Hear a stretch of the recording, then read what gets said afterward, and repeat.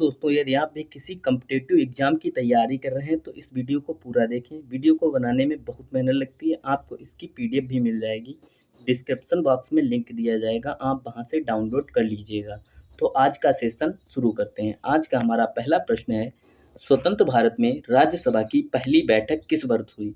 तो राज्यसभा की हमारी जो बैठक है 1952 ईस्वी में 1952 ईस्वी में हमारी पहली बैठक हुई। ठीक है, तो 1952 में हमारी जो है पहली बैठक हुई। और अगला प्रश्न है हमारा, 6 से 14 वर्ष की आयु के सभी बच्चों को निःशुल्क शिक्षा को मौलिक अधिकार कब संशोधन किया गया है? ठीक है, किस संशोधन के द्वारा किया गया निःशुल्क शिक्षा और शिक्षा? ठीक है, तो यह जो संशोधन था हमारा 86वां 86वां संशोधन जो हमारा था वह था। और जो हमारा है बच्चों को बंदी बना करके काम कराने पर जो है हमारा वो किस एक्ट में दिया गया है आर्टिकल में? वो आर्टिकल 24 में दिया गया है, 24 आर्टिकल में। ठीक है, चलिए अगला प्रश्न पढ़ते हैं। अगले प्रश्न में हमारा, संविधान के किस संशोधन में आईसीएस अधिकारियों के विशेष विशेषाधिकारों को समाप्त कर दिया गया और संसद को उनकी सेवा शर्तों के निर्धारित करने का अधिकार दिया गया? तो आर्टिकल जो हमारा था, आर्टिकल इसका 1972 में 28वां संविधान संशोधन जो हुआ, 28वां संशोधन हुआ, उसके तहत जो है आईसीएस अधिकारियों के विशेष अधिकारों को समाप्त करके संसद को उनकी शर्तें जो है निर्धारित करने का अधिकार दिया गया। ठीक है, अगला प्रश्न पढ़ते हैं। अगला प्रश्न जो हमारा है, अगला प्रश्न है हमारा, संविधान सभा के 74वें संशोधन द्वारा 12वीं अनुसूची में जोड़े गए मदों की संख्या कितनी थी? तो हमारे मदों की संख्या जो थी 18 थी। 18 मद जो थे हमारे 74वें संशोधन में 12वीं अनुसूची जो हमारी है पंचायती राज्य व्यवस्था के लिए 12वीं अनुसूची बनाई गई है। ठीक है, अब हमारा निम्नलिखित में से कौन सा राज्यसभा का पदेन अध्यक्ष होता है? तो इसका जो सही आंसर होगा हमारा, राज्यसभा का पदेन अध्यक्ष जो हमारा होता है वो होता है उपराष्ट्रपति। और इस समय भारत के उपराष्ट्रपति कौन है? जगन्नाथ जो हमारे हैं, जगन्नाथ प्रसाद जो हमारे हैं इस समय भारत के उपराष्ट्रपति हैं। ठीक है, अगला प्रश्न पढ़ते हैं। निम्नलिखित में से किसे भारत के संविधान द्वारा मौलिक अधिकारों पर उचित प्रबंध लगाने की शक्ति है? मौलिक अधिकारों पर उचित प्रबंध लगाने की, तो यह जो है हमारे पास संसद के पास जो शक्ति है उस पर प्रबंध लगा सकती है। जो मौलिक अधिकार हैं हमारे, मौलिक अधिकार कितने हैं? 6 मौलिक अधिकार हैं। ठीक है, पहला है स्वतंत्रता का अधिकार, फिर समानता का, फिर शोषण के विरुद्ध, फिर धार्मिक का। ठीक है, आगे पढ़ते हैं। अगला प्रश्न हमारा, अपने कार्यपालिका की शक्तियों के प्रयोग के लिए राष्ट्रपति के प्रति जवाबदेह बनाया गया है। ठीक है, केवल सर्वोच्च न्यायालय, भारत के केवल मुख्य न्यायाधीश, या तो सर्वोच्च न्यायालय या उच्च न्यायालय। ठीक है, इसका जो सही उत्तर हो जाएगा उपरोक्त में से कोई भी नहीं है। ठीक है, अगला प्रश्न है हमारा, भारत सरकार अधिनियम 1935 के तहत अवशिष्ट 1935 के तहत अवशिष्ट शक्तियां किसे दी गई हैं? अवशिष्ट शक्तियां जो हमारी दी गई थी 1935 अधिनियम के तहत, वह जो थे गवर्नर जनरल वायसराय। तो हमारे अंतिम गवर्नर जनरल कौन थे? सी राजगोपालाचारी। तो राजगोपालाचारी। ठीक है, निम्नलिखित में से कौन संविधान सभा की महिला सदस्य नहीं है? ठीक है, तो हमारा इसका सही उत्तर हो जाएगा नेल्ली जो सेनगुप्ता हैं, वो जो हमारी हैं संविधान सभा की महिला सदस्य नहीं है। ठीक है, अगला प्रश्न है हमारा, किस मामले में सर्वोच्च न्यायालय को ने कहा कि प्रस्तावना में संशोधन किया जा सकता है? किस मामले में सर्वोच्च न्यायालय ने कहा कि प्रस्तावना में संशोधन किया जा सकता है? तो इसका सही उत्तर हो जाएगा केशवानंद भारती केस। ये केशवानंद भारती केस हुआ था, उसमें जो है प्रस्तावना में संशोधन किया गया। उसके बाद 42वां संशोधन। ओके, अगला हमारा स्वतंत्र भारत की पहली कैबिनेट विदेश और राष्ट्रमंडल संबंधों की पोर्टफोलियो किसके पास थी? तो स्वतंत्र भारत की कैबिनेट विदेश और राष्ट्रमंडल या जो थे हमारे जवाहरलाल नेहरू, जो कि भारत के प्रथम प्रधानमंत्री बने थे। ठीक है, अगला प्रश्न है हमारा, साइमन कस्मिन किसकी सिफारिशों को निम्नलिखित में से शामिल किया गया था? साइमन कस्मिन की सिफारिशों को निम्नलिखित में से किसमें शामिल किया गया था? तो इसका सही उत्तर जो हो जाएगा हमारा, वह हो जाएगा भारत सरकार अधिनियम 1935 के तहत। ठीक है।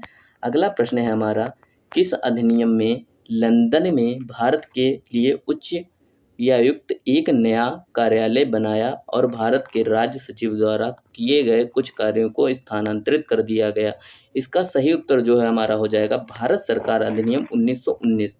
भारत सरकार अधिनियम 1919। अगला प्रश्न है हमारा, नए राज्य के निर्माण, यानी कि हमारे जो है राज्य और केंद्र शासित प्रदेश जो हमारे में पहले में आते हैं, और उनके निर्माण और परिवर्तन भी हमारे फिर किस में होंगे? पहले में। संशोधन की आवश्यकता होती है तो हम पहला जो हमारा है अनुच्छेद उसमें जाते हैं। ठीक है। अगला प्रश्न है हमारा, मौलिक अधिकारों के संबंध में कौन सा कथन असत्य है? उन्हें निलंबित नहीं किया जा सकता। कौन सा कथन असत्य है? यानी कि उन्हें निलंबित नहीं किया जा सकता। उन्हें राष्ट्रपति की इच्छा पर निलंबित किया जा सकता है। आपातकाल के दौरान उन्हें निलंबित किया जा सकता है। तो यह कथन जो हमारा होगा सत्य होगा। ठीक है। कौन सा कथन सत्य है? तो यह कथन हमारा सत्य होगा। ठीक है। अगला प्रश्न है हमारा, राजनीति के निर्देश सिद्धांतों को किस देश के संविधान से अपनाया गया है? राज्य के नीति निर्देश तंत्र, यानी कि डीपीएसपी जो हमारा है, डीपीएसपी हमारा किस अनुसूची में आता है? तो हमारी चौथी अनुसूची में आता है, जो कि आयरलैंड से लिया गया है। ठीक है। राज्य के नीति निर्देशक सिद्धांत जो है आयरलैंड से लिए गए हैं। निम्नलिखित में से कौन सा विश्व का पहला और सबसे पुराना संघ है? सबसे पहला और विश्व का सबसे पुराना संघ कौन सा है? तो वह हो जाएगा हमारा यूएसए, यानी कि अमेरिका, जहां से हमारी प्रस्तावना ली गई है। और प्रस्तावना की जो लेखनी है, जो भाषा है, वह हमारी ऑस्ट्रेलिया से ली गई है। याद रखिएगा, प्रस्तावना तो हमारी यूएसए से ली गई है और उसकी जो भाषा है वह हमारी ऑस्ट्रेलिया से ली गई है। ठीक है। कौन तय करता है कि लाभ का पद क्या है? कौन तय करता है कि लाभ का पद क्या है? तो वह जो हमारा है संसद, यानी कि पार्लियामेंट हमारी तय करती है। ठीक है। अगला प्रश्न है हमारा, संविधान का कौन सा भाग संसद के संगठन की संरचना, अवधि, अधिकारियों, प्रक्रियाओं, विशेषाधिकारियों, शक्तियों आदि से संबंधित है? कौन सा भाग, यानी कि कौन सा भाग, कौन सी अनुसूची है हमारी जो इन सबको, यानी कि 5वीं अनुसूची में हमारा यह सब आता है, 5वीं अनुसूची में। ठीक है। अगला प्रश्न है हमारा, प्रकलन समिति के अध्यक्ष की नियुक्ति कौन करता है? प्रकलन समिति के अध्यक्ष की नियुक्ति कौन करता है? यह जो है हमारे लोकसभा के अध्यक्ष जो है हमारे इसकी नियुक्ति करते हैं। ठीक है। लोकसभा के अध्यक्ष। अगला है हमारा, जनहित याचिका की अवधारणा किस देश में उत्पन्न होती है? जनहित याचिका की अवधारणा किस देश में उत्पन्न होती है? तो हमारा ये हो जाएगा यूएसए में उत्पन्न होती है। ठीक है। अगला प्रश्न है हमारा, राज्यपाल के रूप में किस व्यक्ति को नियुक्त करने के लिए योग्यताएं क्या है? राज्यपाल भारत का नागरिक होना चाहिए, अवश्य होना चाहिए। उसे 45 उम्र की आयु पूरी करनी चाहिए, या कोई ज़रूरी नहीं है, 45 नहीं दी गई है। ठीक है। उसे विधायक के रूप में सेवा करनी चाहिए, नहीं। उसे कम से कम एक स्नातक होना चाहिए, नहीं। उसे भारत का नागरिक होना चाहिए, यह बिल्कुल करेक्ट है। अगला है, राज्य चुनाव आयुक्त के संबंध में राज्यपाल की शक्तियां हैं। राज्य चुनाव के आयुक्त में के संबंध में राज्यपाल की शक्तियां हैं। वह राज्य आयुक्त को हटा सकता है। तो इसका जो सही उत्तर हो जाएगा, वह राज्य आयुक्त के कार्यालय तय करता है। वह राज्य आयुक्त के कार्यालय तय करता है। ठीक है। अगला प्रश्न हमारा हो जाएगा, मुख्यमंत्री के वेतन और भत्ते को कौन तय करता है? वेतन और भत्ते को कौन तय करता है? तो वो हो जाएगा हमारा राज्य विधानमंडल जो हो जाएगा। ठीक है। राज्य विधानमंडल जो है हमारा हो जाएगा। ठीक है। इस समय उत्तर प्रदेश के मुख्यमंत्री कौन है? माननीय आदित्यनाथ योगी जी हैं। ठीक है। तो इनकी जो है भत्ते का निर्धारण कौन करेगा? तो ये राज्य विधानमंडल करेगा। ठीक है। और भारत की जो राज्यपाल हैं वह हैं आनंदीबेन पटेल। ठीक है। तो निम्नलिखित में से कौन सा सर्वोच्च न्यायालय, उच्च न्यायालय दोनों के अधिकार क्षेत्रों में आता है? ठीक है। तो कौन सा निम्नलिखित में से सर्वोच्च न्यायालय और उच्च न्यायालय के संबंध में आता है? तो मौलिक अधिकारों का संरक्षण जो है वह हमारे सर्वोच्च न्यायालय और उच्च न्यायालय दोनों के अधिकार क्षेत्र में आता है। ठीक है, याद रखिएगा, मौलिक अधिकार जो है हमारा उच्च न्यायालय और सर्वोच्च न्यायालय के अंडर में आता है। निम्नलिखित में से कौन ग्राम न्यायालयों की स्थापना के कारण थे? गरीब और वंचितों को की न्याय तक पहुँच। ठीक है, बिल्कुल, भारत के विधि आयोग के ग्राम 124वीं सूची। ठीक है, और गरीबों को न्याय उनके द्वार पर। ठीक है, तो बिल्कुल सही हो जाएगा हमारा, तीनों के तीनों ऑप्शन जो है हमारे बिल्कुल करेक्ट हो जाएंगे। ठीक है, अगला प्रश्न पढ़ते हैं। ग्राम न्यायालय निम्नलिखित में से किसके द्वारा निर्देशित होता है? ग्राम न्यायालय जो है निम्नलिखित में से किसके द्वारा निर्देशित होता है? तो इसका सही उत्तर जो हो जाएगा हमारा, उत्तर जो हो जाएगा हमारा प्राकृतिक न्याय के सिद्धांत। प्राकृतिक न्याय के सिद्धांत ग्राम न्यायालय निम्नलिखित में से किसके द्वारा निर्देशित होता है? तो प्राकृतिक न्याय के सिद्धांत के द्वारा। ठीक है, अगला है हमारा, पीएस अधिनियम या विस्तार अधिनियम में से किस वर्ष के अधिनियम किया गया था? यानी कि पेशा अधिनियम या विस्तार अधिनियम का अधिनियम कब पारित किया गया था? तो यह हो जाएगा 1996 में पेशा अधिनियम या विस्तार अधिनियम पारित किया गया था। ठीक है, अगला प्रश्न है, अधिसूचित क्षेत्र समिति द्वारा किस क्षेत्र को प्रशासन किया जाता है? अधिसूचित क्षेत्र द्वारा किस क्षेत्र का प्रशासन किया जाता है? तो औद्योगिक के कारण तेजी से विकासशील शहर पर, राज्य सरकार द्वारा महत्वपूर्ण माना जाने वाला शहर, दोनों पर। ठीक है, दोनों पर। अगला प्रश्न हमारा हो जाएगा कि स्थानीय सरकार की केंद्रीय परिषद की स्थापना कब की गई? स्थानीय सरकार की केंद्रीय परिषद की स्थापना कब की गई? तो इसका सही उत्तर हो जाएगा हमारा 1954 ईस्वी में जो है हमारी केंद्रीय परिषद की स्थापना की गई। 1954 ईस्वी में केंद्रीय परिषद की स्थापना की गई। अब हमारा है अंडमान और निकोबार द्वीप समूह। ठीक है, तो अभी जो सम्मिलित हुए हैं दादर नगर हवेली और अंडमान निकोबार जो है हमारा एक ही में शामिल कर लिया गया है। ठीक है, तो अब यूनियन टेरिटरी जो है 8 यूनियन टेरिटरी रह गई हैं। जम्मू कश्मीर और जो हमारा लद्दाख 2 यूनियन टेरिटरी बनी थी, और 26 जनवरी को ये दादर नगर हवेली और अंडमान निकोबार एक ही में विलय कर दिया गया है। ठीक है, तो इसका सही उत्तर हो जाएगा हमारा, अंडमान निकोबार किस न्यायालय के अधिकार क्षेत्र में आते हैं? तो ये हो जाएगा हमारा कलकत्ता के क्षेत्र में आ जाते हैं। ठीक है, अगला प्रश्न है हमारा, निम्नलिखित में से किस अनुच्छेद से में अवधिहिंसा कार्यालयों के संगठन को विनियमित करने के प्रावधान है? ठीक है, तो इसका सही उत्तर जो हो जाएगा हमारा, अनुच्छेद 233 से 237 के बीच में हमारा जो है न्यायालय के संगठन को विनियमित किया गया है। ठीक है, अगला प्रश्न है हमारा, कौन सा अनुच्छेद समाज के गरीब और कमजोर वर्गों को मुफ्त कानूनी सहायता प्रदान करता है? ठीक है, इसका सही उत्तर हमारा हो जाएगा अनुच्छेद जो हो जाएगा 39A, आर्टिकल 39A। अगला प्रश्न है हमारा, निम्नलिखित में से किस समिति के अनुसार राज्य स्तरों से नीचे लोकप्रिय पर्यवेक्षण के तहत जिला विकेंद्रीकरण के लिए पहला बिंदु होना चाहिए? तो इसके जो अध्यक्ष हैं, कौन सी समिति थी जो हमारी थी? अशोक मेहता समिति जो थी जिला विकेंद्रीकरण के लिए पहला बिंदु होना चाहिए। ठीक, अशोक मेहता समिति में। ठीक है, और जो स्वराज सिंह थी वह जो थी मौलिक अधिकार के लिए स्वराज सिंह कमेटी बनाई गई थी। अगला प्रश्न है हमारा, निम्नलिखित में से कौन से 73वें संशोधन अधिनियम 1992 के अनिवार्य प्रावधान है? ठीक है, तो 1992 के जो हो जाएंगे हमारे, किसी गांव या समूह में ग्राम सभा का आयोजन। ठीक है, तो यह जो हमारा ऑप्शन 1 और 2 सही हो जाएगा। ठीक है, तो दूसरा देख लेते हैं।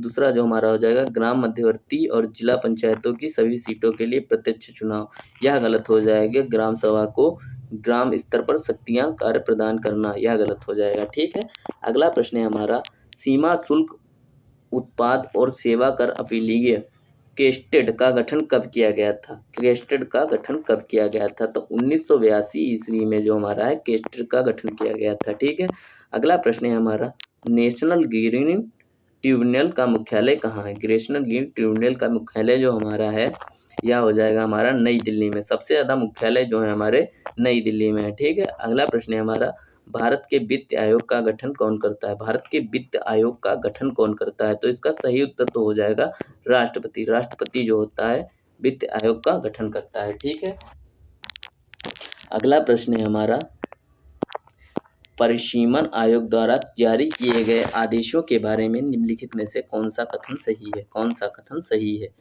तो इसका ऑप्शन जो हो जाएगा हमारा, वे अंतिम हैं और किसी भी अदालत में चुनौती नहीं दी जा सकती है। यानी कि परिसीमन आयोग द्वारा जारी किए गए आदेशों को जो है हमारा किसी भी अदालत में चुनौती नहीं दी जा सकती है। ठीक है, किसी भी अदालत में चुनौती नहीं दी जा सकती है।